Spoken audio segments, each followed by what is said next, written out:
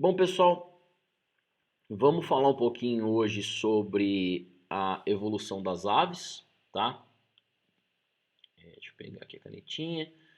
Vamos falar um pouquinho sobre as aves, né? Bom, a gente já falou aqui, né, nessa disciplina até agora, sobre os répteis, tá? Um grupo não natural, não monofilético, porque ele exclui as aves. Então aqui estão os répteis, né? Seria esse clado aqui menos as aves, tá? A gente vai falar daqui a pouquinho aqui o porquê, né? A posição filogenética das aves em relação ali aos répteis. Então a gente já falou dos répteis, vamos falar agora das aves e vai faltar só a gente falar daqui a pouco dos mamíferos, tá? Na próxima aula. As aves.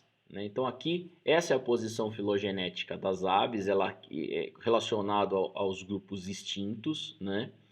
Um ponto interessante, as aves estão dentro do que? Do grupo Dinossauria.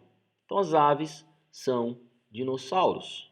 Tá? As aves são, sim, dinossauros. Eu falei isso muitas vezes, né? As pessoas tendem a considerar grupos distintos, mas é mentira. As aves são dinossauros. Dentro de dinossauros você tem os Ornithischia e os Saurischia. Os Ornithischias tem aqui o Triceratops, você tem os Hadrossauros e assim por diante. Dentro de Saurischia você tem aqui os Brachiossauros dentro de Sauropodomorpha. E dentro de Terópoda você tem Tiranossauro,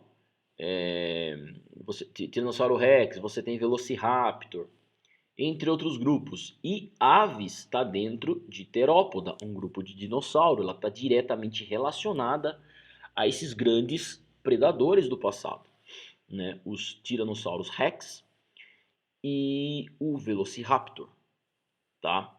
Então, ave é um terópoda, que está dentro de dinossauria. E, para confundir mais a cabeça ainda de vocês, né? Pra você ver, na verdade, para ver como as coisas que são ensinadas até a faculdade, então muita coisa está errada, né? Então, a pterossauria, os pterossauros não são dinossauros. O que é um pterossauro? É um pterossauro, né? Ou seja, eles não são dinossauros, ele tem um grupo próprio deles, né? É uma linhagem extinta relacionada com os dinossauros, tá? Então aqui, pterossauria é um clado irmão dos dinossauros. Então as aves sim são dinossauros, os pterossauros não são dinossauros. Assim como os ictiossauros também não são dinossauros. Então, olha só que interessante. O único dinossauro que voou, que alcançou o ambiente aéreo, foram as aves. Os pterossauros não são dinossauros. Então, a gente acreditava antes que os pterossauros que eram dinossauros extintos que voavam, e o que a gente percebe é que a única linhagem de dinossauro que voa ainda é vivente, né? Que são as aves. Tá? Os pterossauros voavam, mas não eram dinossauros, né? Isso é interessante, porque só 3 grupos, né, de vertebrados alcançaram o ambiente aéreo: os morcegos, os pterossauros e as aves. Tá? Os pterossauros foram o primeiro, só que foram extintos. Depois vieram os dinossauros, e está presente até hoje com as aves, depois os mamíferos com os morcegos. Tá? Só essas 3 linhagens aí alcançaram o ambiente aéreo. Ok? Bom, dentro das aves, né? Dentro das aves aqui, quem são as linhagens? Na verdade, quais são as linhagens mais relacionadas, mais proximamente relacionadas das aves, né? Então você tem aqui os Archaeopteryx, você tem várias linhagens aqui já extintas, né? Então como é que a gente sabe que a ave está relacionada diretamente com esses grupos de dinossauros? Porque existem muitos fósseis, né? Existem muitos fósseis intermediários, com formas intermediárias. A hora que você olha esses fósseis, eles são claramente metade ave, metade lagarto extinto, né? Que seriam os outros dinossauros. Então, esses grupos têm características intermediárias, então eles nos ajudam a entender a evolução, por exemplo, dos vertebrados como um todo, mas principalmente dessas linhagens mais próximas das aves. Tá? Bom, em aves viventes, as aves viventes são os Neornictes. Tá? Dentro de Neornictes hoje a gente tem Paleognata, Neognata, dentro de Neognata, não passariformes e passariformes. Então a gente tem algumas linhagens que são os Paleognata que não voam. Né? São aves que escolheram, por exemplo, um caminho evolutivo de não alcançar o ambiente aéreo. São organismos que têm uma vida no solo. Muitas são boas corredoras e grandes caçadoras também. Tá? Como, por exemplo, a ema, como, por exemplo, o avestruz, tá? Entre outras espécies aí. Tá? E dentro de Neognata a gente tem os passariformes e os não passariformes. Né? Ou seja, os passarinhos, que são as linhagens, que isso aqui é o grupo mais diversificado, e os grupos que não são os passarinhos. Tá? Que aí tem um monte de linhagem de aves, as corujas, psittaciformes, papagaios, né? Pica-paus e assim por diante. Bom, o que dirige a evolução das aves? Né? Ou seja, o que direcionou toda a evolução das aves? Tá? O que dirigiu a evolução das aves é a conquista do ambiente aéreo. E o que dirige a evolução dos mamíferos? Maior aquisição energética. Tá? Então, muitas adaptações, não todas, mas muitas adaptações que a gente vai falar hoje, em que a gente vai falar dos mamíferos, estão relacionadas, por exemplo, nas aves com o ambiente aéreo. Nos mamíferos, maior aquisição energética. Um organismo bem mais ativo do que os seus ancestrais. Tá? Então ele escolheu esse caminho evolutivo, ser corredor, os mamíferos, caçar ou fugir de predadores com corrida e assim por diante. As aves escolheu, bom, vamos voar, vamos conquistar esse ambiente que é um nicho ecológico ainda não explorado. Tá? Então a evolução das aves é totalmente dirigida pelo ambiente aéreo. E muitas adaptações que a gente encontra, muitas adaptações que a gente vai falar, quase todas que a gente vai falar nessa aula, está relacionado com essa conquista do ambiente aéreo. Tá? Então, quais são essas adaptações? As penas, as asas, o esqueleto, os músculos, a respiração, a alimentação, a excreção, a circulação, tudo está relacionado com o voo. Tá? Então, são várias adaptações que a gente chama estruturais e adaptações fisiológicas, tá? Do funcionamento dessas estruturas, ok? E dos sistemas corpóreos. A primeira delas, a pena. Né? Então a pena, para que serve a pena? A pena serve para voar? Né? Para dar aerodinâmica para o voo? Não. Né? A pena surgiu antes do voo. Depois que ela surgiu, só se tornou uma estrutura importantíssima para o voo, porque ela dá toda a aerodinâmica das asas. Tá? É uma asa totalmente coberta por penas que você tem que forma a aerodinâmica perfeita para o voo. Né? Mas ela não surge para voar. Ela surge por um outro motivo. A gente não sabe muito bem, é uma discussão muito grande sobre isso. As hipóteses mais prováveis que as penas surgiram, por exemplo, para auxiliar na termorregulação, né? Organismos de sangue quente precisam de uma certa proteção do corpo para a temperatura não perder muito rápido para o ambiente, quando o ambiente está frio. Surge para dar própria proteção do corpo, impermeabilização quando tem contato com a água, chove em cima do bicho, a água escorre, não encharca, as penas não encharcam a pele, então você consegue regular a temperatura corpórea de uma maneira mais fácil. Os machos das aves se expõem para as fêmeas, então na verdade as penas têm importância também para a reprodução, dando coloração, entre outras funções. Tá? Pode ter auxiliado na caça dos primeiros organismos que apresentavam penas. Então as penas têm diversas funções que não estavam relacionadas diretamente com o voo. Só que depois que as aves começaram a se aventurar a ter os primeiros voos planados, depois voos batidos, o que acontece é que as penas se tornaram extremamente importantes para isso, né, para a conquista desse novo ambiente, o ambiente aéreo. Tá? Então as penas têm essa função, surgiram por causa disso, não para o voo, surgiram por outros motivos e acabaram se tornando importantes para o voo. O que constitui a pena? A pena é constituída por vários compostos, né, substâncias, mas principalmente por beta-queratina. Então, lembrando lá, os répteis eles têm beta-queratina, que é essa estrutura química da queratina, que na verdade não tem uma estrutura química ligeiramente diferente da alfa-queratina. A beta-queratina ela é uma constituição química que dá uma certa rigidez para ela, tá? Então, por exemplo, a estrutura composta de beta-queratina é mais rígida que uma estrutura composta de alfa-queratina. Por isso que parte dos motivos da nossa pele, né, essa pele aqui ser relativamente elástica é porque ela é formada de alfa-queratina, tá? Enquanto as aves têm a pena, ou os répteis de uma maneira geral, têm as escamas formadas por alfa-queratina, então você tem uma rigidez bem maior com a beta-queratina do que se fosse formada por alfa-queratina. Então a pena é formada disso, né, de beta-queratina, também é formada com um pouco de lipídios, tem uma pequena quantidade de água, composta por proteínas e um pouco de pigmento, ok? Então você tem aqui, ó, a pele, né? Então como a pena é formada? A pena é formada por uma evaginação da própria pele, tá? Ou seja, da derme e da epiderme. Então acontece proliferação celular, tanto aqui da derme quanto da epiderme, forma essa grande papila, que é o início da formação da pena. E essa estrutura toda começa a secretar beta-queratina, né, sobre toda a sua superfície. Depois apenas torna-se uma estrutura basicamente acelular, né, basicamente composta de tecido não vivo, né, acelular, sem células, não vivo, de beta-queratina, lipídio, água e algumas proteínas e pigmentos. Ok? Tranquilo? E você tem toda essa estrutura da pena que a gente vai acabar não vendo aqui, porque está fora do escopo dessa disciplina.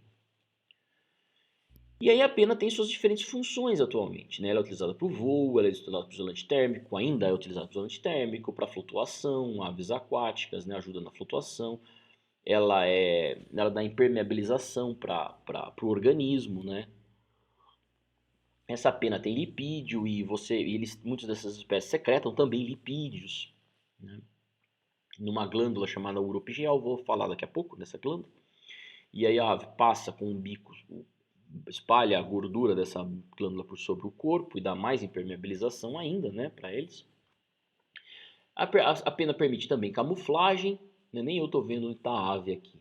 Bom, tá em algum canto, tá? Mas tem uma ave nessa figura. Então, serve para camuflagem também.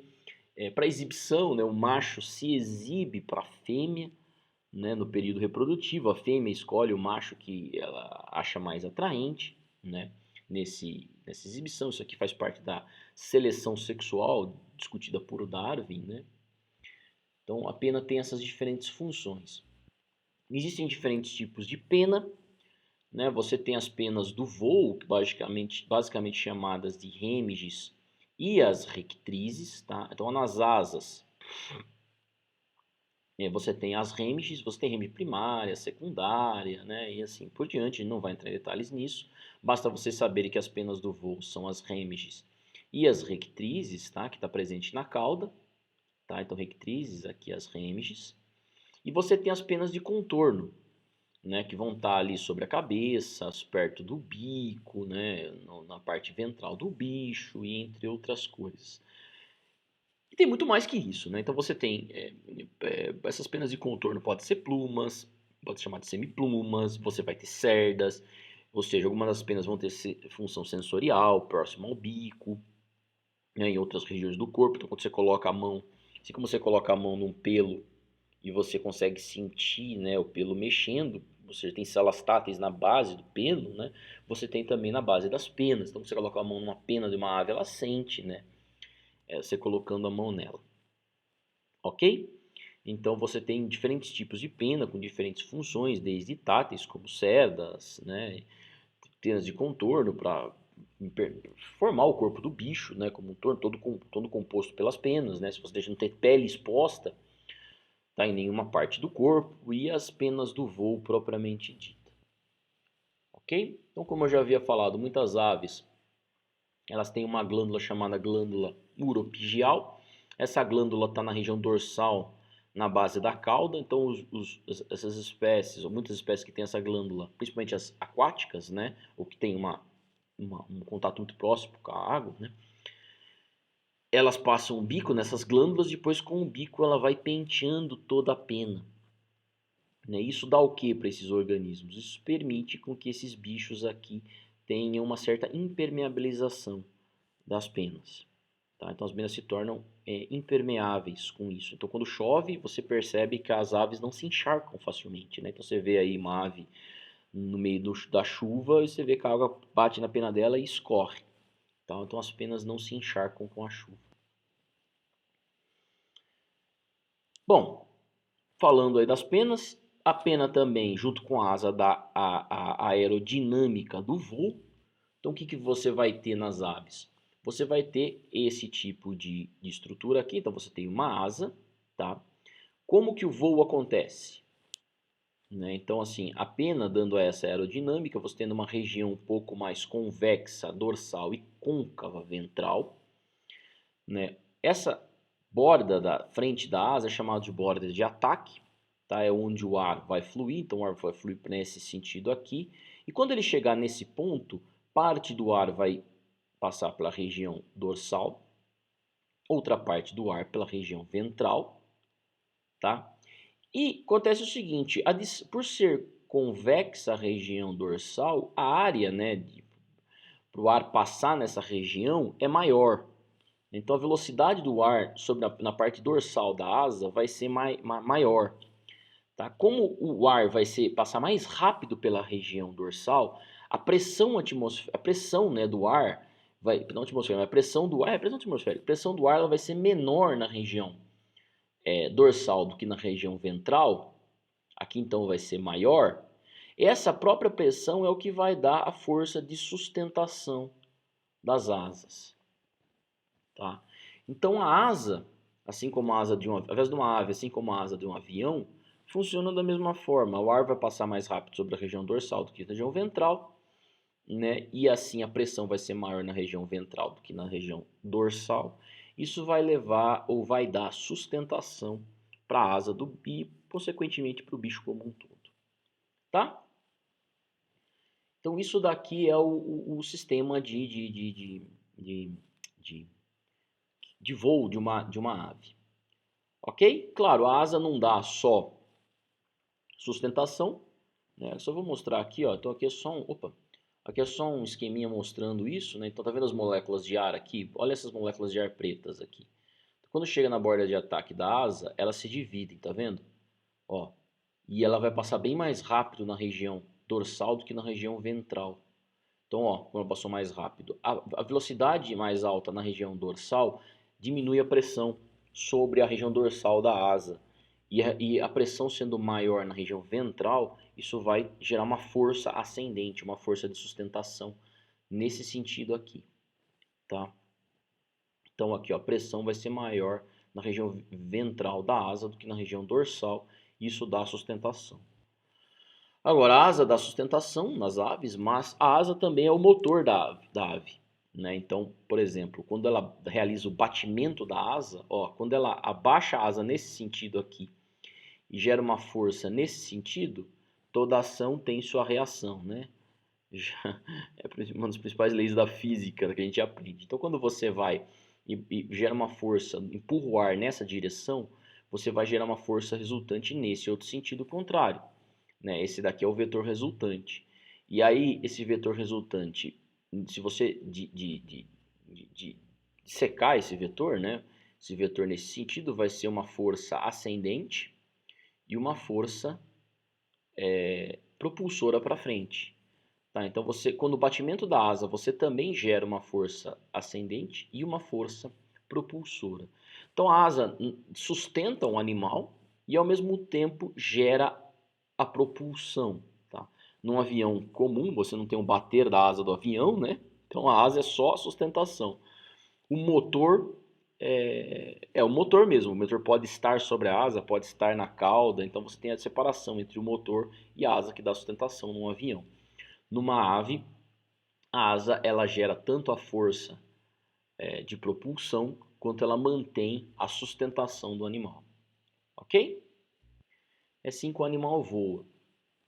E você tem diferentes tipos de voo, pessoal. Tá? Então, por exemplo, você tem diferentes tipos de voo. Para você ter diferentes tipos de voo, você tem que ter diferentes tipos de asas. Né? Asas mais longas, asas mais curtas ainda e assim por diante. Então, um albatroz, por exemplo, que é um organismo marinho que utiliza, marinho não, mas que vive na costa e utiliza aqueles ventos alísios, né? Eles conseguem planar por muito tempo. Então, ele abre as asas e fica planando lá por um bom tempo, né? Então, essas asas desses bichos são bem alongadas. Ele pode utilizar a própria força do vento para se sustentar em voo. ele não precisa se preocupar tanto em ficar batendo a asa constantemente, tá? Então, nesses bichos, o antebraço ele é bem alongado, ok? Já numa fragata, você tem um encurtamento, né? Um encurtamento ali do antebraço. Ele permite voos potentes, esse encurtamento, e planados. Tá? Então você tem uma certa proporção entre esses ossos aqui. E uma coisa interessante é que esses ossos, que seria dos dígitos reduzidos, né, que seria a mão e os dígitos aqui, que seria é essa porção da asa que proporciona grandes mudanças de direção. Tá? Então, se você pegar asas, por exemplo, de um beija-flor, né, olha como a região do antebraço é curta comparada à parte da mão propriamente dita, dos dígitos e os ossos da mão, né, que seria a ponta das asas. Por quê? Porque você já viu um beija-flor voando bonitinho, reto, planando? Não, o beija-flor sobe, desce, vira para cá, vira para lá, movimento para todo lado. Tá? Então é essa parte da asa aqui, as bordas da asa, que vão permitir essa grande mudança rápida de direção. Então, aves que têm essa porção da asa mais longas são aves que têm grande manobrabilidade. Tá bom? Então, é basicamente isso. Então, aqui você tem uma maior capacidade de manobrabilidade numa fragata comparado a um albatroz e maior ainda num beija-flor. Então, esse daqui, o albatroz, é um grande planador. Uma fragata, ela consegue planar também, porém, ela também tem o voo batido de mudança de direção relativamente proporcional, né? Então ela não é puramente uma planadora, mas ela é um aviãozinho que consegue voar e fazer curva também muito bem. Já o beija-flor é um avião louco que faz curva toda hora, né? Então é basicamente essa a ideia. Você tem um planador, um avião normal e aqui um avião completamente louco, um kamikaze. Essa é a comparação talvez mais interessante de se fazer, né? O planador nem tem motor, né? Você solta ele lá em cima, ele fica planando um tempão, pode depender da termal que ele pega, ele fica horas voando, né? Basicamente é isso um albatroz. Uma fragata é um avião que faz curva normal, tal, pode planar um pouco, pode fazer curva e assim por diante. E o beija-flor é um avião kamikaze, faz curva para tudo que é lado, tá? E essa relação, né, de você ser um planador, você ser um avião comum ou você ser um kamikaze, nas aves está relacionado ao tamanho desses ossos. O albatroz tem um antebraço bem longo em comparação à mão, na fragata é proporcional e no beija-flor você tem a mão bem maior do que o antebraço, tá? Permitindo aí grande manobrabilidade. Em termos de asa, pessoal, é muito parecido, né? Então, ó, o albatroz, tá aqui, claro, então o albatroz aqui, ó. Então você tem o antebraço bem mais alongado, então a asa vai ser bem mais alongada. Então, ó, não parece uma asa de um planador, aquela asa fina e longa pra caramba? Né? Então essa é a asa de um planador. Né? Agora, as coisas são mais proporcionais, por exemplo, dentro de um gavião, dentro de um fazão. Né? E com outra asa de grande manobrabilidade é uma asa de uma andorinha. Já viu uma andorinha voando reto? Também ninguém viu, né? O bicho está voando, ele está fazendo curva. Tá? Então, porque o ambiente que ele vive, próximo a uma borda de mata, nas casas aí nossas, né? Então eles fazem nas casas. É um ambiente que precisa de grande manobrabilidade. Sempre vai ter obstáculos perto de uma andorinha. Né? Então, nesse caso, a parte da mão vai ser mais longa. Tá?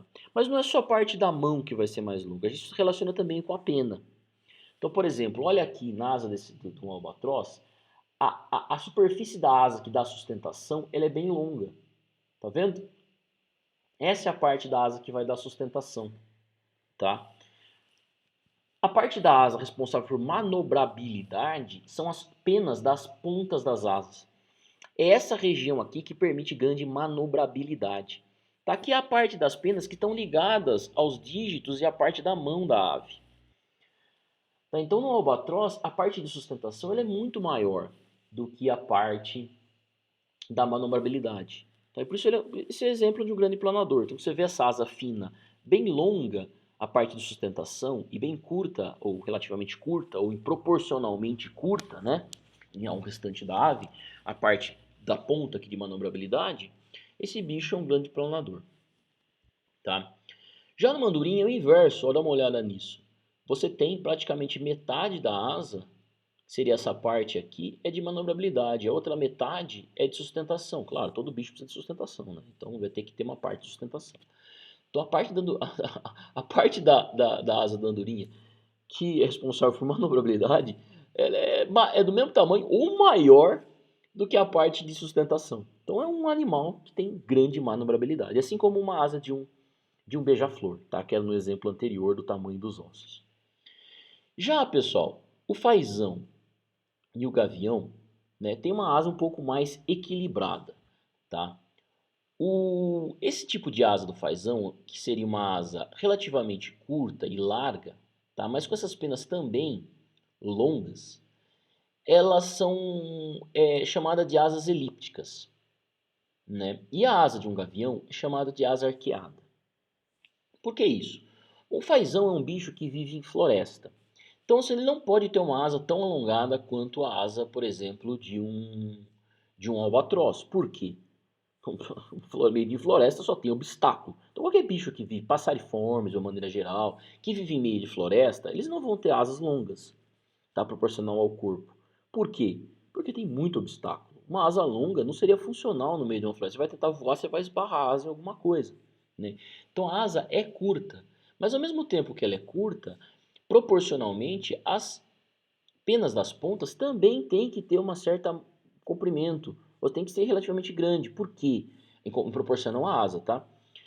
Porque ele precisa também de manobrabilidade para poder desviar do quê? Dos obstáculos do meio da floresta. Então, a maioria dos passarinhos tem essa aves aqui do elíptica, né, de interior de floresta, que é de um voo um pouco mais lento, né, e também com grande capacidade de manobra, porque é uma asa que evita que esses bichos esbarrem, né, em obstáculos que estão presentes no meio das florestas. Ok? E as asas dos gaviões? Né? As asas dos gaviões são umas asas, ó, bem ampla, essa parte toda essa parte de sustentação aqui, e todo o comprimento dela, ela é ampla, né? Então não é uma asa fina, tá vendo como essa daqui é fina? Então, essa asa aqui, ó, ela é bem mais ampla, tá? E por que que ela é ampla? Ela é ampla porque é uma asa de bichos que voam em áreas abertas. E eles podem utilizar aquelas termais ascendentes. Então, você lembra, quando o Sol nasce, ele incide sobre a Terra, a temperatura está relativamente fria por causa da noite, né? O nascer do Sol normalmente está mais fresco. E aí o Sol incide. Quando ele incide sobre a Terra, ele vai esquentar a Terra, o ar próximo à Terra vai aquecer e o ar quente ele sempre sobe, sempre tende a subir. Então, em regiões de montanhas, o Sol incidindo em campos vai gerar termais. E uma outra coisa é que o vento chega, bate na montanha e a montanha faz com que ele suba, né? Então você chega perto de uma montanha, você vai ver o vento vindo, quando ele bate na montanha, ele sobe. Você chega na beira do penhasco lá em cima, você vai ver um vento muito forte subindo, ascendente. Tá? Então os gaviões, os urubus principalmente, têm esse tipo de asa porque eles usam as termais e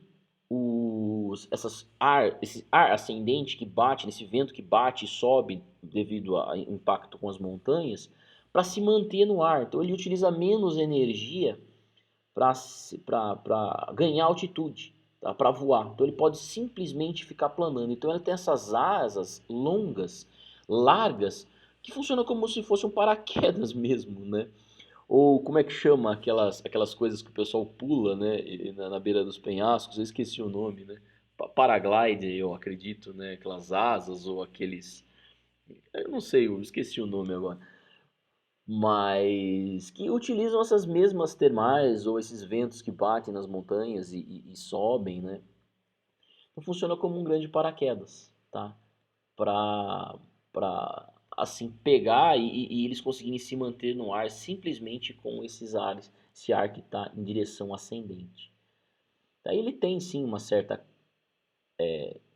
comprimento, né, dessas asas aqui nas pontas das asas, porém não, que permite manobrabilidade, mas não é tão grande quanto esse bicho aqui, por exemplo. É mais proporcional, seria um avião comum, tá? mas a asa é larga para pegar essa ascendência aqui. Essa asa aqui também, ela é um pouco mais curta, né? E aqui é relativamente desenvolvido para quê? Para manobrabilidade no interior de florestas. Então, são os 4 tipos principais de asas que existem. Um outro ponto, vamos falar que eu falei bastante já, vamos seguir que eu falei bastante, eu não quero que essa aula seja muito grande. A gente sabe que um dos principais problemas do voo é turbulência, né? Quem já voou de avião sabe isso. Então, o ar passa na região superior da asa e se o avião, por exemplo, estiver subindo ou estiver descendo, por que balança muito às vezes quando o avião está subindo ou balança muito quando o avião está descendo? Porque na superfície da asa pode ser gerada turbulência. Então, se você muda a direção da asa, por exemplo, em direção superior aqui, está subindo, aqui na parte posterior da asa, o ar fica circulando, gerando uma bela de uma turbulência. E para você que está dentro do avião, faz o quê? Você fica assim, ó. Sobe, desce, sobe, desce, sobe, desce. Você fica balançando pra caramba. Isso, em partes, então o próprio voo gera a turbulência, tá? Turbulência na própria asa. Não, claro que às vezes você pega correntes ascendentes, descendentes, com a velocidade do avião é muito grande. Se ele passa, está voando, né, e passa numa corrente ascendente bem rápido, o avião faz assim, pum, pum, né? Ou o contrário também, né? Pode pegar numa área de baixa pressão, por exemplo, e cair alguns metros, né? Então, por isso que tem que sempre usar cinto. Pode acontecer de você pegar uma área de baixa pressão muito grande e o avião cair 2, 4, 5, 10 metros de uma pancada só. Aí você fala, vou morrer, vai cair. Mas não vai, é simplesmente porque ele pegou uma área de menor pressão e tem aquela queda brusca, né? Mesma coisa acontece, mas muito das turbulências é dado pelo próprio vento sobre a asa. E olha como a evolução é inteligente. Ela criou, né, uma penazinha chamada álula na superfície dorsal da asa de muitas espécies de aves para diminuir a turbulência do voo das aves. Por quê? Porque imagina uma ave rápida voando e ela tentando caçar um bicho e ao mesmo tempo tendo aquela super turbulência. Imagina a cara dela que estiver na ponta, ela estaria assim, ó, fum, fum, fum, fum, fum, fum. No fim ela não ia conseguir focar em nada, né? Olhar um bicho para poder pular em cima dele e caçar. Se a turbulência na asa fosse muito intensa, ele ia ficar balançando tanto que ele não ia conseguir focar nem a visão em nada. Ia balançar a cabeça como se fosse um avião com turbulência, né? E aí você tem uma álula, essa pequena asinha aqui, que diminui a turbulência sobre a asa das aves. Então ela tem um voo bem mais liso, mais perfeito, sem turbulência, com a presença dessa pena chamada álula. E assim, por exemplo, se eu for um grande caçador, for dar aquele bote de voo sobre um pequeno roedor, por exemplo, eu vou conseguir lá de longe já focar ele. E aí eu venho com tudo rápido, com um voo liso e certeiro e direto na minha presa. Sem aquela turbulência que eu falei de balançar o corpo do bicho o tempo todo devido à turbulência sobre as asas. Porque a álula tira essa turbulência sobre as asas. Perfeito, né? A natureza é impressionante, né? E um outro ponto também com relação a isso, vocês já viram aqueles ciclistas, quando eles estão andando, fazendo aquelas grandes marchas, né? Aquelas grandes voltas da França, ou naquelas pistas redondas de corrida, né? De bicicleta, eles sempre andam em formação. Essa formação, não sei se eles pensaram nesse tipo de formação olhando pelas aves, né? Acredito que não, mas as aves já utilizam essa formação há muito mais tempo. Por quê? Porque quando uma ave voa, né, o indivíduo aqui da frente sempre vai haver uma certa turbulência. E uma turbulência é causada pelas penas das pontas das aves. Tá? E quando você está em formação, a ave que está na frente, ela diminui a turbulência para a ave que está atrás. Então a árvore que está atrás não precisa desperdiçar tanta energia para o voo para compensar essa turbulência quanto a ave que está na frente. Então, por exemplo, uma ave que vai voar grandes distâncias em formação, uma ave migradora que migra lá 11 mil quilômetros, tem uma ave que migra 11 mil quilômetros, só para você ter uma noção, num voo só. A gente vai falar dela no final da aula. Se elas estão voando em formação, a ave de trás economiza até 14% de energia durante o voo todo. Se você for gastar milhares e milhares de calorias para fazer um voo longo desse, 14% de economia é uma bela economia, concorda? Uma economia, pô, pensa em termos de gasolina, se você for andar daqui, eu moro aqui em Botucatu, da minha casa até o Unesp é 7 quilômetros, pode ser um 14% só em uma ida, pode ser pouco, mas imagina 14% durante todo um ano, né? Quanto você economizaria de gasolina? Pode ser 200, 300 reais ou 500 reais. Tá? Então é alguma coisa a se considerar num voo longo. Ok? Impressionante isso, né? Bom, agora vamos falar rapidinho de algumas adaptações, né? É mais meia horinha no máximo, já acabou. Algumas adaptações do esqueleto, dos músculos, da respiração, da alimentação, da excreção, da circulação, tudo relacionado ao ambiente aéreo, tá? Até da reprodução, faltou aqui reprodução, mas a gente vai falar dela também. Esqueleto. O esqueleto de uma ave foi totalmente modificado a partir dos esqueletos dos répteis, tá? E foi modificado para o ambiente aéreo. Vamos lá. Coluna vertebral rija. Para que serve uma coluna vertebral dura, rija, né? Numa ave? Bom, você imagina uma coluna mole. Cada batida de asa seria o corpo do bicho a virar uma sanfona, assim, né? Cada vez que ele batesse a asa. Então você precisa ter uma haste rija para quando você der um impulso com os seus membros superiores, onde estão as asas, você gerar um impulso de todo o corpo para frente, né? Se você tivesse o corpo completamente mole, cada batida de asa ia dobrar o seu corpo mais do que ele gerar um impulso para frente. Então, coluna vertebral rija, tá? Tendo um ponto de apoio aqui das asas, na cintura pélvica, tá? Essa cintura pélvica aqui. Então você tem todo a coluna rija com ponto de apoio da cintura, ponto de apoio das asas na cintura pélvica. Tá? Então a energia dada para o bolo é transmitida para o corpo como um todo, né, através de uma coluna rija. Segundo ponto, externo, expandido. Né? Esse ponto 2 aqui, o externo expandido. Para que serve o externo expandido? É aqui que se inserem os músculos do voo. Então, olha o tamanho que devem ser os músculos do voo e proporcional ao resto do corpo. Por quê? Olha o tamanho desse osso em relação ao resto do corpo. Né? Então, com certeza, os músculos do voo são os maiores músculos de uma ave. Então, quando você come peito de frango, você vê o tamanho que é o peito do frango em relação a, a sei lá, os ossos da coxa, né? Os ossos de outra, a carne da coxa ou do pescoço, né? Tem gente que gosta de comer pescoço de ave. A diferença de carne que está no pescoço, que só tem osso, para o peito. Por quê? Porque o peito é muito grande, né? Ele que gera a energia, ele que sustenta todo o corpo, ele que impulsiona a ave durante o voo. Tá? Então, o externo é bem desenvolvido para se inserir os músculos do voo. Os ossos da mão são todos modificados, então isso daqui é a mão do bicho. Tá? Por que são modificados? Para se inserir as penas do voo, né? Não só essa parte aqui da mão, os ossos da mão são todos modificados, mas todos os ossos do braço é todo modificado. Né? Primeiro que é modificado em uma estrutura para longa, né? Então são os ossos longos, né? Formando realmente uma grande asa, permitindo a sustentação do corpo em voo. Tá? Então os ossos do braço, antebraço e da mão são todos alongados, ok? Para se inserir as penas do voo. E você tem uma redução dos dígitos, né? Perda, redução de alguns dígitos, porque ele não vai ter função nas aves, ok? O pescoço é longo. Para que serve pescoço longo? Isso é um ponto muito interessante nas aves, né? Pô, elas não têm mãos. Como que ela vai ajeitar as penas? A gente dá uma chuva, um vento, as penas sobem, fica aquela meleca de pena para cá, para lá, embrama uma na outra. Se ela tentar voar dessa forma, o que vai acontecer? Turbulência. Então a pena tem que estar perfeitinha para dar aquela aerodinâmica perfeita. Então ela vai ajeitar toda a pena do corpo utilizando o próprio bico.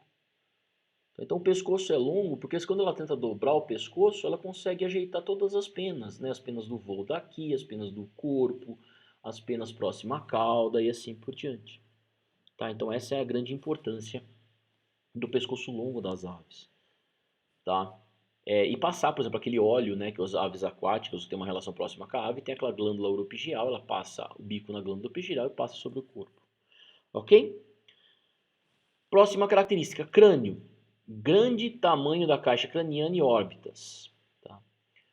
O que está relacionado a isso? Bom, um cérebro grande, proporcional ao corpo, e uma bela visão.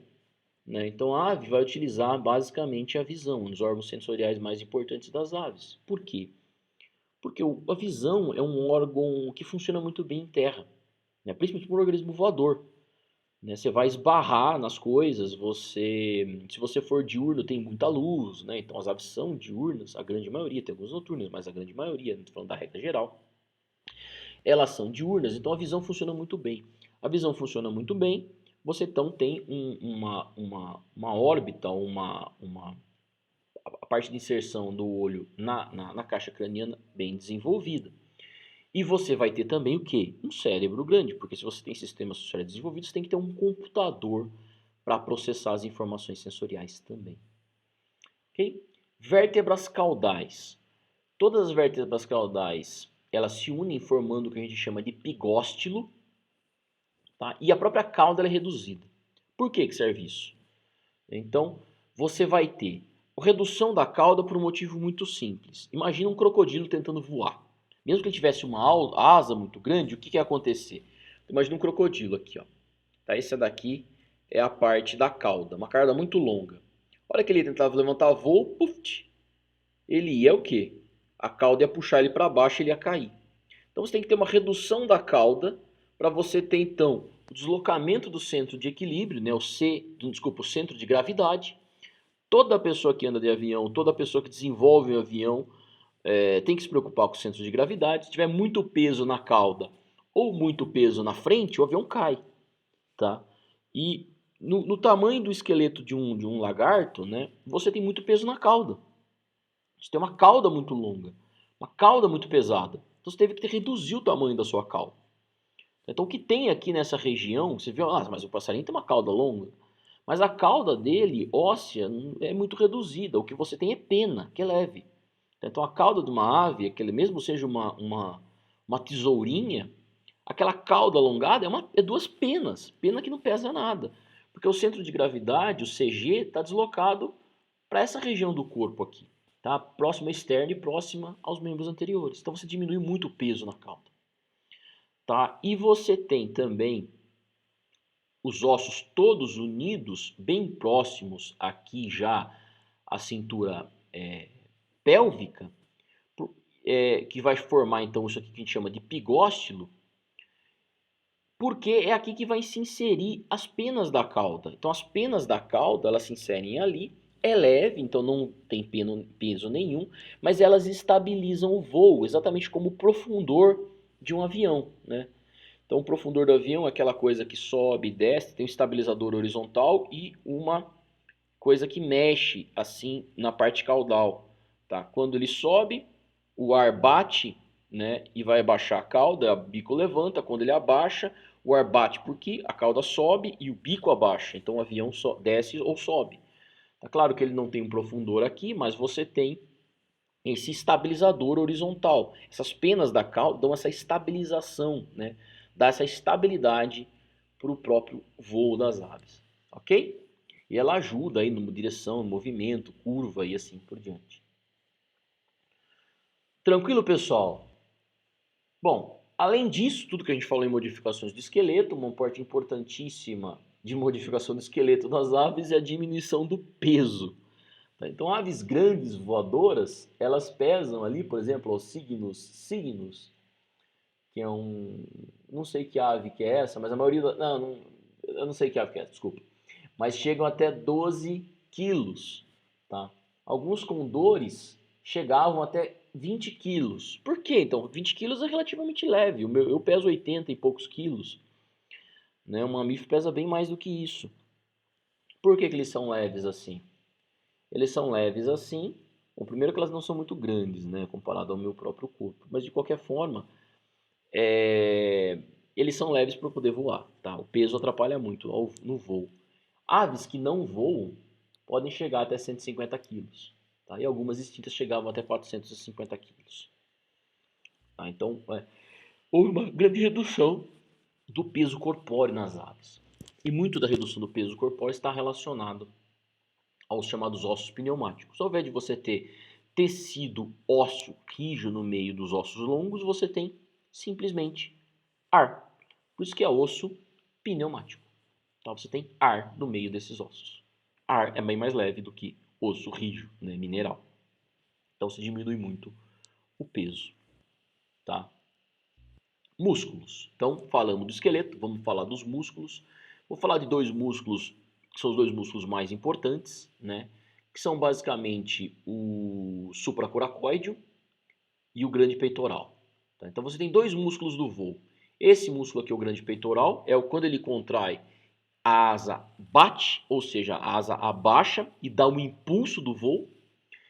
E o supracoracóideo, né? E supracoracóideo é o que faz a asa levantar, a recuperação da asa depois da batida da asa. Né? Então, ó, o coracóide, desculpa, o peitoral, quando ele contrai, a asa abaixa, dando o impulso do voo. E quando esse músculo aqui contrai, olha que interessante, ele está inserido exatamente no externo, também junto com o peitoral.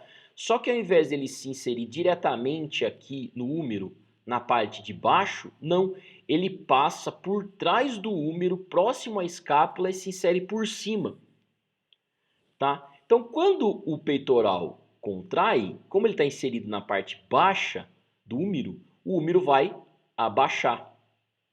Agora, como o supracoracóide está inserido na parte de cima, quando ele contrair, mesmo estando na mesma posição do peitoral, por ele estar inserido em cima, quando ele contrair, o úmero sobe, entende? Por isso que é muito interessante, né?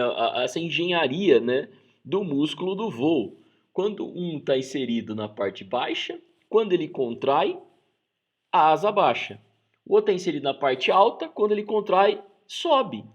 Né? Apesar de os dois estarem na mesma disposição no corpo. Só porque ele dá uma volta aqui na escápula e se insere na parte de cima, formando ali, né, verdade, como se fosse uma roldana, né, na parte superior. Então ele puxa para cima mesmo sendo contraído para baixo, né? Isso é muito interessante, tá? Então o supracoracóide é o músculo de recuperação e o peitoral é o principal músculo da contração. Claro, o peitoral exige uma força muito maior, porque é mais difícil você bater a asa do que recuperar ela. Então o peitoral ele é bem maior, é o principal músculo das aves, um dos maiores músculos das aves. E o supracoracóide ele é um pouco menor, tá? Não é tanta força assim que você precisa para recuperar a asa depois do voo batido. Ok? Músculo. Então os dois principais músculos do voo bem desenvolvidos, tá? Não vou falar muito das outras estruturas musculares, é bem complicado e um monte de músculos as aves têm, então isso daí já é um pouco fora dos nossos objetivos aqui nesta disciplina, né? Temos o sistema nervoso e visão, tá? O sistema nervoso das aves é relativamente bem desenvolvido. Você vai ter um encéfalo, né? Que tem várias partes aqui do encéfalo, incluindo o cérebro, tá? Bem desenvolvido, proporcionalmente ao corpo, né? Então quando a gente fala bem desenvolvido, é sempre proporcional ao corpo. Mas você vai ter algumas regiões mais bem desenvolvidas relacionadas a funções importantes do corpo. Por exemplo, o cerebelo. O cerebelo é muito desenvolvido nas aves. Por que é muito desenvolvido? Porque o cerebelo é um órgão de equilíbrio, né? Então, nos seres humanos, o cerebelo é muito desenvolvido. Por quê? Porque nós somos bípedes, andamos sobre duas pernas. Nas aves, o cerebelo também é bem desenvolvido. Por quê? Porque é o órgão do equilíbrio. Ela precisa de muito cálculo de equilíbrio para conseguir voar, tá? Então é uma parte do encéfalo muito bem desenvolvida. E outra parte muito bem desenvolvida é o lobo óptico. O que seria isso? É a região do cérebro que calcula, né, o que é responsável pelo cálculo das informações visuais, tá? Então o que acontece? O órgão no sentido mais bem desenvolvido nas aves é o olho. Então não adianta você ter só aquela estrutura que captura as ondas luminosas, que seria o olho. Depois que essa informação chega no cérebro, que é o importante, né? Na verdade, os dois são importantes, né? A captura das informações, mas depois você precisa de um computador central para,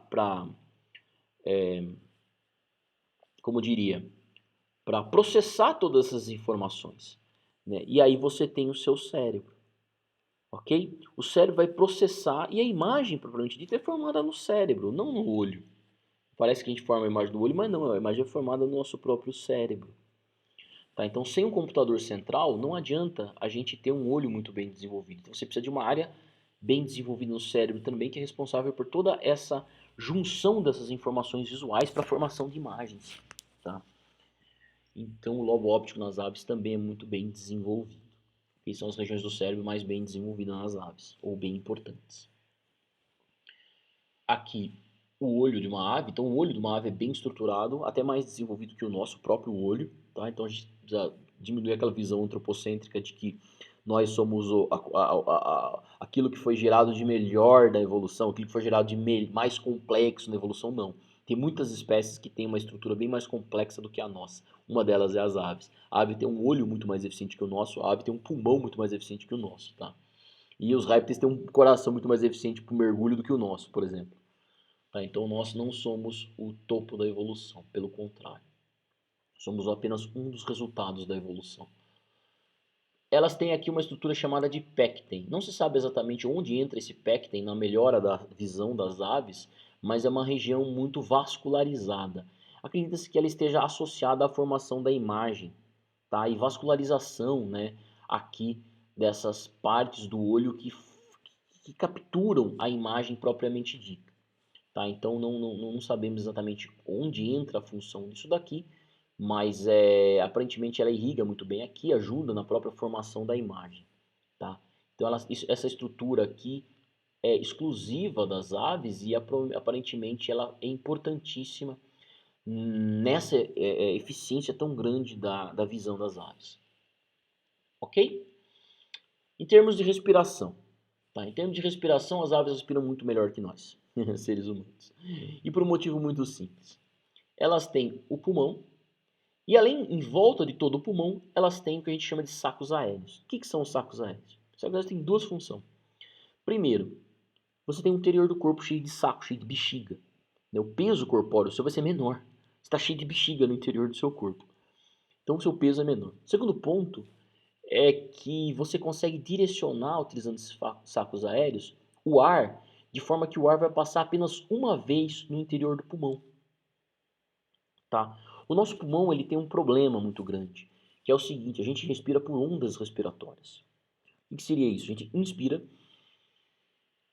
e expira.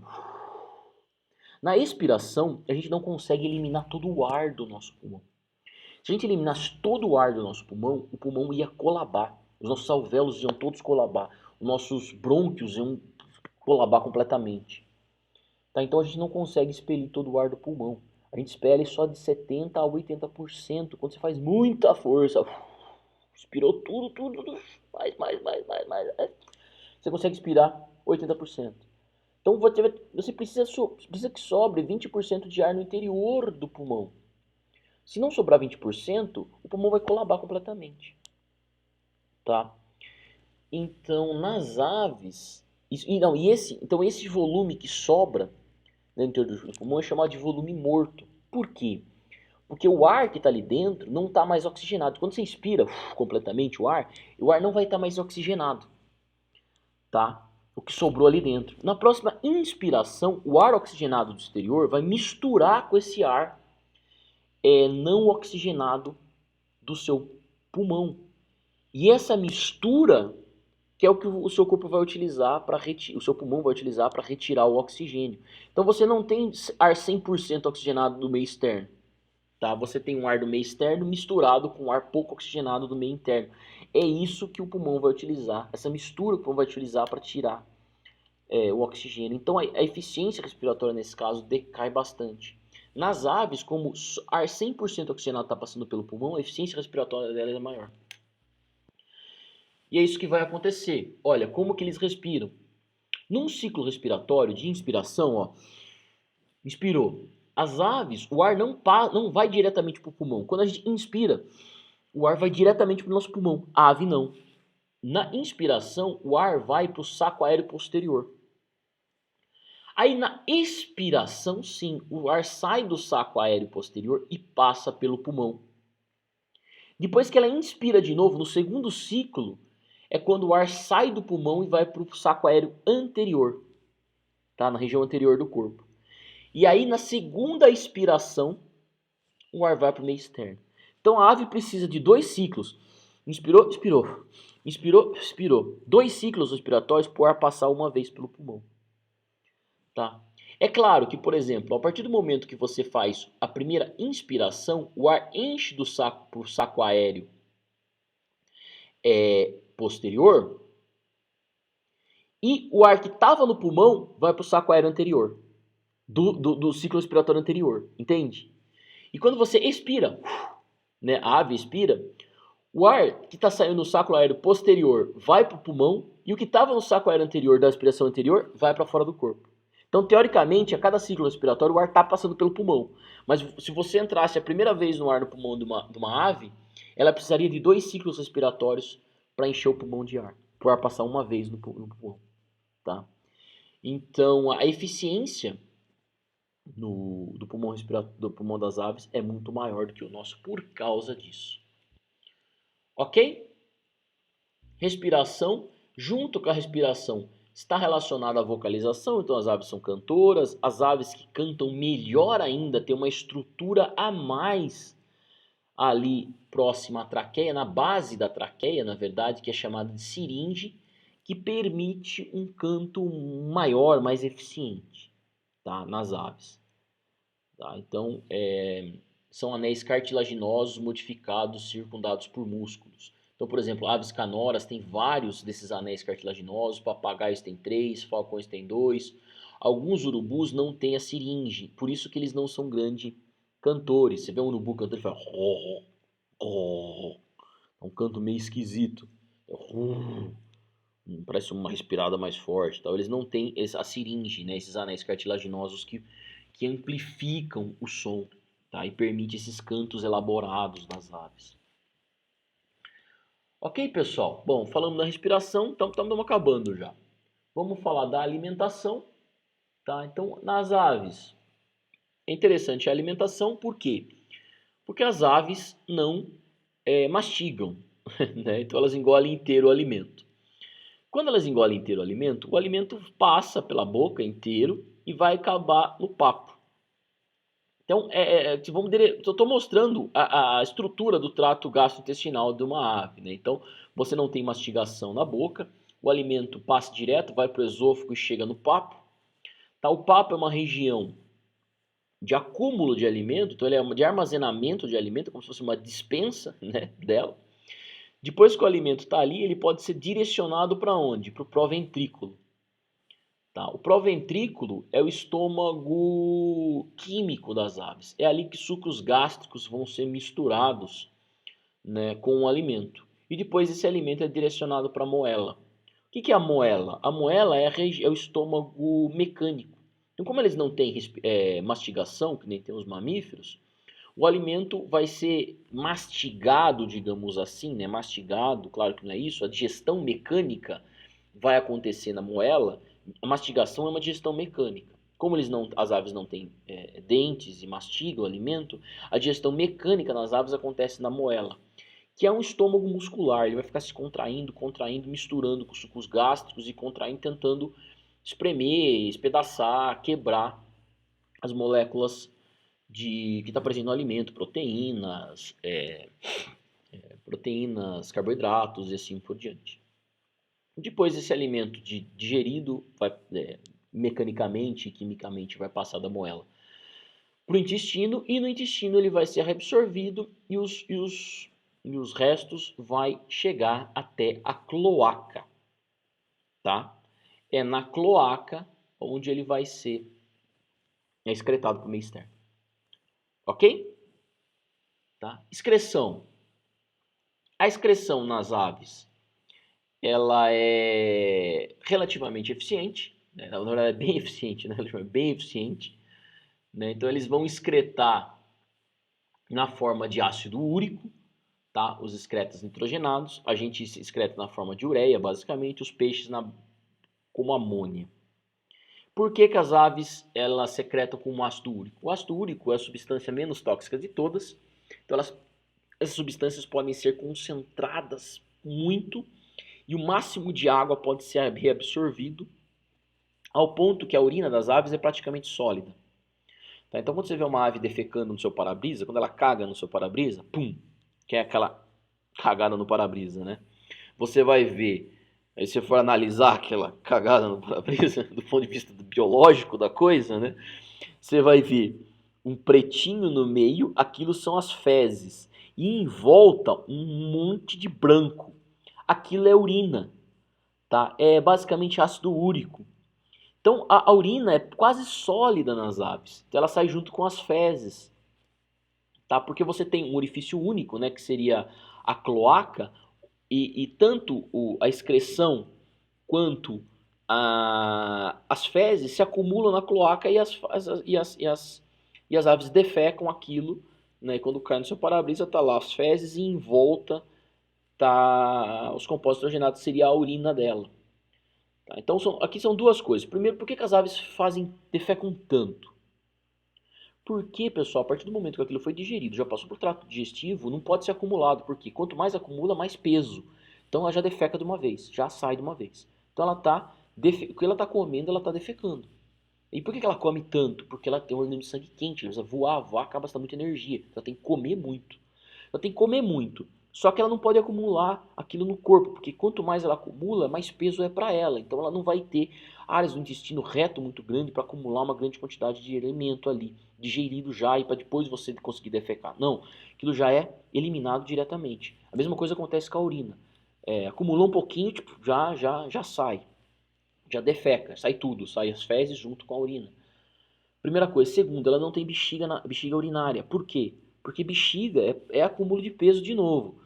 Tá? Então você enche a bexiga de urina, é peso que você está carregando. Então você já elimina de uma vez. Tá? Então, como existe uma forma de eliminar o excesso de peso, ela não tem bexiga urinária e defeca o tempo todo. Tá? E vai excretar na forma de urina sólida através de ácido úrico, que pode ser bem concentrado. Circulação. 2 átrios e 2 ventrículos, então circulação sistêmica e pulmonar completamente separada. As aves precisam de muita energia, tem sangue quente, então você precisa de sistemas, tanto a circulação sistêmica e pulmonar completamente separada, e você precisa do máximo de eficiência do seu sistema circulatório, então, né, para produzir o máximo de energia corpórea. Então, padrão ali, aves, mamíferos, né? Então, sistema circulatório, átrios e ventrículos completamente separados, circulação sistêmica e pulmonar completamente separada, tá? Não vou entrar em detalhes nisso, isso daí é meio que todo mundo já meio que sabe sobre isso, tá? E para finalizar a aula, reprodução. Né? Muitas aves, vocês já sabem, elas formam casais, tá? Muitas espécies são monogâmicas, elas formam um casalzinho, ficam juntas até o final da vida, mas também existem muitas espécies que, mesmo formando casal, elas traem um ao outro. Por quê? Qual a importância disso do ponto de vista biológico? Né? Então, se você tem um casalzinho ali, né, mas aí aparece um outro indivíduo, pode ser um macho ou pode ser uma fêmea, que tem características melhores do que o seu parceiro, digamos assim, seja maior, tem uma coloração mais vistosa ou qualquer outra característica que pode ser importante do ponto de vista evolutivo, vai haver a traição. Né? Esse indivíduo pode casalar com esse ou esse daqui casalar com o outro, e assim por diante. Tá? Isso vai acontecer por um motivo muito simples, né? Aumento da variabilidade genética e a possibilidade de ter características melhores que o seu próprio parceiro tem. Tá? Então, elas são monogâmicas, muitas são relativamente fiéis, vão ficar com o seu casal o tempo todo, né? Vão ficar com o seu parceiro o tempo todo, mas muitas espécies podem sim trair o seu parceiro, a grande maioria, na verdade, trai o seu parceiro, porque tem características, o parceiro pode ter características melhores do que... Na verdade, o outro indivíduo pode ter características melhores do que o seu próprio parceiro, tá? Isso aumenta a variabilidade genética e é importantíssimo do ponto de vista evolutivo. As aves botam ovo por quê? Elas botam ovo para diminuir o peso, tá? Então, aves botando os ovos e chocando em ninhos, ela não precisa carregar aquele ovo até os filhotes nascerem. Então, não tem viviparidade. Ovoviviparidade também, né? Quando o ovo é retido no oviduto e ele choca ali no oviduto e muitas vezes até você pode ter uma certa alimentação do oviduto, né? Ou o indivíduo nasce dentro do oviduto e já é exportado para o meio externo, né? Não, você vai ter sempre, as aves vão ser sempre ovíparas. Porém, não existe um caminho correto para a evolução, né? Você vai ter, por mais que as aves sejam voadoras e sejam ovíparas, os morcegos são voadores e são vivíparos. Tá? Então, não existe só um caminho certo para a evolução seguir. As aves botam os ovos para diminuir o peso, esse é o caminho evolutivo das aves, tudo está relacionado à perda de peso, porém, os, os, os morcegos são vivíparos. Ok? Depois que os ovos são colocados, você tem intenso cuidado parental, as aves ficam lá cuidando do seu, aqui é uma águia americana, então ela está cuidando do seu ovo, ela fica virando ele para aquecer o ovo, porque o corpo dela é quente, então ela tem uma temperatura ideal para os filhotes se desenvolverem no interior do ovo. Então ela fica girando o ovo para poder, na verdade, aquecer ele de uma maneira homogênea e você não ter a morte ali do embrião por um problema de temperatura, uma ala está mais quente que o outro e assim por diante, tá? Então as aves elas ficam o tempo todo cuidando dos seus filhotes antes de nascer e depois de nascer também, elas protegem os filhotes com afinco, né? Elas são bem bravas, muitas são bem bravas. Quem não acredita que ela é bem brava é só tentar chegar perto de um quero-quero com filhote. Elas ficam muito estressadas no período reprodutivo, cuidam dos filhotes o máximo que der, né? E existem dois tipos de comportamento nas aves, o comportamento altricial e o comportamento precoce. O que é o comportamento altricial? A gente vai falar um pouco mais sobre isso quando falar dos mamíferos, lá os marsupiais e os placentários. O comportamento altricial é quando os indivíduos precisam de intenso cuidado parental. O que é esse tipo de comportamento? Os filhotes nascem muito, mas muito juvenis, ao ponto de não ter penas, não ter nada. Você consegue ver até o coração batendo do bicho através da pele, o pescoço, você consegue ver as vértebras aqui, ou seja, o bicho parece que nasceu um feto, né, que ainda precisa colocar numa incubadora. Ele nasce muito, mas muito no início do desenvolvimento, tá? Já o precoce não. Já o precoce, o indivíduo nasce, existem muitas espécies, principalmente os patos, são caracterizados por esse comportamento precoce, que é onde o filhote nasce e já tem, não precisa de tanto cuidado parental quanto esse daqui. Ele já tem várias estruturas, né, do indivíduo, penas bem mais desenvolvidas, ele já consegue andar, por exemplo, e assim por diante. Isso daqui não é uma regra, você vai ter indivíduos altriciais, indivíduos placentários, indivíduos patriciais e precoces em diferentes grupos das aves, mas normalmente esse tipo de comportamento aqui é de regiões mais instáveis do ponto de vista ambiental. Eu não sei se eu falei isso para vocês já, mas o ambiente terrestre ele é muito instável, tá? Então, os animais, quando os vertebrados, quando eles colonizaram o ambiente terrestre, eles tiveram que lidar com essa instabilidade do ambiente terrestre. O que é instabilidade? Poxa, você tá hoje, quem mora em Botucatu sabe, né? Ou quem veio morar pra cá, que era de outros lugares. Você acorda de manhã, tá 6 graus, no meio da tarde tá 25, 30, né? Então, o ambiente terrestre é muito instável em termos de temperatura, em termos de umidade, né? Pressão atmosférica, um monte de fatores que vai existir no ambiente terrestre, de instabilidade. Agora, existem outros ambientes, principalmente os desertos, que são mais instáveis ainda. Então, organismos que são altriciais, nesses organismos aqui, os pais eles não precisaram depositar tanta energia para o desenvolvimento e criação dos filhotes ainda, tá? Então, o que acontece? Eles podem se desfazer mais fácil dos filhotes. Como assim se desfazer? Então ele vai lá e mata o filhote? Não. Se os filhotes morrerem, eles podem rapidamente reproduzir novamente, tá? Então, esses indivíduos aqui, os altriciais, os pais não precisam de tanta energia para criar os filhotes. E normalmente esse tipo de comportamento está associado a um ambiente muito instável, onde você tem várias proles no ano que acabam morrendo por instabilidade do ambiente, tá? E os pais têm que se reproduzir novamente e gerar uma outra prole, ok? Então esse é um tipo de comportamento de regiões muito instáveis. Por exemplo, os desertos da Austrália são um grande exemplo para o desenvolvimento dos marsupiais que desenvolvem regiões muito instáveis. Então os marsupiais, por exemplo, só adiantando a próxima aula, são basicamente altriciais. E os placentários são precoces. Tá? Então, por exemplo, o cervo, quando nasce, ele já fica de pé e acompanha o rebanho. Né? Então, os pais precisaram de muita energia para o desenvolvimento dele. O desenvolvimento foi todo no interior do pai e ele já nasce quase andando. Né? Ele nasce 1 hora depois, ele já está andando. Então, o pai precisou de muito desperdiçar, a mãe, na verdade, precisou de muita energia, desperdiçar muita energia para o desenvolvimento daquele filho. Então, se ele nasce e já morre, porque não tem comida no ambiente, isso é um grande desperdício energético. Tá? Então, esses organismos aqui, precoces, eles se desenvolvem normalmente em ambientes mais estáveis, na qual nasce, poxa, então já tem alimento, ele já consegue comer, já consegue andar, acompanhar o pai os pais, né, e assim por diante. Ele não precisa, então as fêmeas não precisam gastar tanta energia nesse quanto ela gasta nesse. Então esse nasce em ambientes mais instáveis, esse em ambientes mais estáveis. Tá? Basicamente é isso. Existe um tipo de parasitismo nas aves que eu gosto de falar sobre ele, né?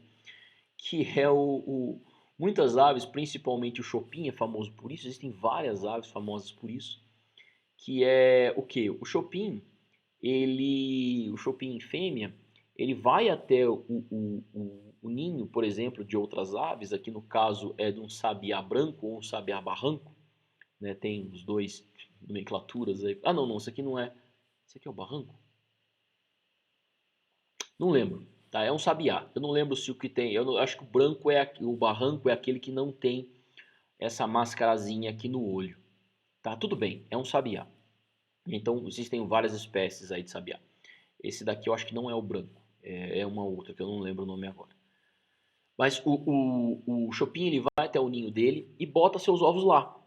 Né? Muitas vezes ele pode jogar o ovo do sabiá fora ou o próprio filhote que está nascendo que joga o ovo posteriormente do filhote, dos ovos dos filhotes do sabiá. Tá? Então ele coloca lá o seu ovo. E o sabiá fêmea acha que está criando, né? Que está chocando ali o ovo dele, do sabiá, não do chopin. E aí nasce o quê? Nasce o chopin. E o sabiá acha que o chopin é filho dele. E aí ele vai criar, né? O Chopin como se fosse o seu próprio filho. Né? Isso daqui é um tipo de parasitismo. Né? Então o sabiá vai acabar criando, aqui está o sabiá alimentando. Né? Ah, tá aqui o nome da espécie, olha aqui, sabiá do campo. Né? Então não é o barranco, o que tem a máscarazinha aqui, no outro tá vendo pretinho aqui, esse é o do campo. E o que não tem essa faixa é o branco ou sabiá barranco. Tá? Mas tudo bem, isso aqui é uma questão de nome popular também. O interessante é essa relação aí de parasitismo entre essas espécies. Né? Então o chopin é uma ave aqui do interior de São Paulo, né? Não sei a distribuição completa dela, mas tudo bem que no interior de São Paulo tem bastante. O sabiá também. Tá? E o chopin ele parasita os ovos, parasita os sabiás, não só os sabiás, mas outras espécies de aves também. Ok? Então, isso que eu já falei, né? Então, por que um grupo tão grande quanto as aves exclusivamente ovípara? Basicamente para diminuição de peso, tá? Migração, né? As aves aqui, por serem voadoras e por terem a capacidade de voar, elas podem explorar um nicho muito grande.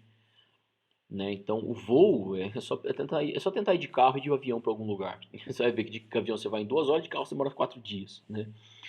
Então, São Paulo, Buenos Aires, voo 2 horas e meia, de carro 2 dias. Né? Então, o voo ele é muito mais eficiente para explorar uma área maior.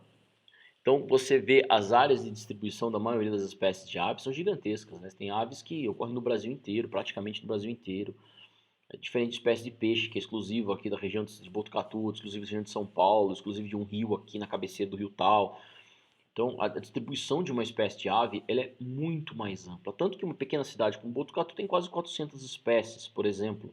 Enquanto tem 40, 50 espécies de peixe, tem 400 espécies de ave. Tem até tuiuiu que migra para cá em determinada época do ano, né? Exatamente por causa disso, porque ela a capacidade de voo explorar um nicho muito grande. E o que acontece é que muitas aves que vivem em regiões em que em determinados períodos do ano ela é quase inóspito para elas, ou seria inóspito para ela, por exemplo, o inverno na América do Norte, onde neva muito, a quantidade de alimentos se torna praticamente nulo, a própria temperatura já mataria ela, porque a temperatura chega abaixo de zero, menos 10, uma super nevasca, pode chegar até menos 20 graus negativo, o que seria mortal para ela. O que elas fazem? Né? Por terem a capacidade de voar, elas acabam migrando para outra região, né? Uma região onde elas podem se alimentar muito bem ou elas migram para uma região onde elas podem se reproduzir, tá? No inverno. Então isso daqui acontece muito mesmo em espécies que vivem em regiões paleárticas, né? Então 40% das espécies das regiões paleárticas, em que no inverno você tem temperaturas baixas e características do ambiente que não são adequadas para a vida dessa espécie, elas acabam migrando para o sul, né? Para regiões ali onde elas podem se alimentar, regiões mais amenas, né? Onde elas podem se alimentar, elas podem se reproduzir e assim por diante. Então, migração, elas têm várias vantagens para as aves, tá? Então, como eu já disse, evitar essas baixas temperaturas do inverno, que poderia até matar esses bichos. Elas podem se reproduzir numa região diferente, né? Então, aqui tem várias, ó. Pode migrar para regiões de baixos predadores para simplesmente se reproduzir. Isso é uma coisa importante. Às vezes você está se alimentando numa determinada região que está cheia de predadores, tem que tomar muito cuidado o tempo todo. Mas elas ficam muito mais vulneráveis em períodos reprodutivos, onde você coloca os seus ovos e tem que se preocupar com os predadores. Se o predador for maior, uma serpente, você consegue espantar aquele predador, né? E aí o que você vai ter que fazer? Você vai ter que, na verdade, o que você poderia fazer? Você poderia migrar para uma região onde não tem predadores, onde os predadores são bem menores, a quantidade de predadores é bem menor, e ali você poderia se reproduzir. Tá? Então, elas vão em busca de áreas para reprodução, áreas que a gente chama áreas de nidificação, onde tem menos predadores, um espaço maior para procriação, tá? E acaba você acaba tendo aquele comportamento, reduz o comportamento territorial agressivo, porque você tem menos predadores, fornece homeostase, ou seja, evita esses extremos climáticos, uma região onde tem grande quantidade de alimento naquele período, tanto para você quanto para os filhotes, se você for ali para se reproduzir, e assim por diante, tá? Ou seja, a migração ela existe para buscar áreas mais favoráveis à espécie em um determinado período. Ok? Agora, o que a gente tem a gente não tem dúvidas que as aves migram. Agora, uma coisa que é impressionante é como ela se localiza, como ela consegue se localizar para migrar, principalmente essas aves que migram milhares e milhares de quilômetros. E a resposta é muito simples, a gente não tem nem ideia. Né? A gente acredita que seja pela orientação do Sol, então tem vários experimentos mostrando que ela possivelmente se orienta pelo Sol, que é um relógio biológico dela, ela sente o cheiro da região, ela lembra do barulho da região. Algumas que utilizam até o magnetismo da Terra, como se fosse uma bússola interna, ela tem um tipo de bússola interna para se orientar. Tá? Então, são várias hipóteses, muitas espécies podem utilizar tudo isso em conjunto, né? Tem todos esses tipos de orientação, só que não deixa de ser algo impressionante, por exemplo, esse tipo de espécie, ó, o fuzelo.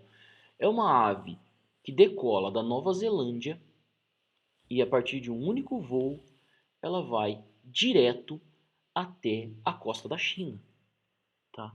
Japão, China, né? Região aqui da Ásia. Então ela voa 11 mil quilômetros da Nova Zelândia até a costa da China num único voo e não se perde no meio do caminho.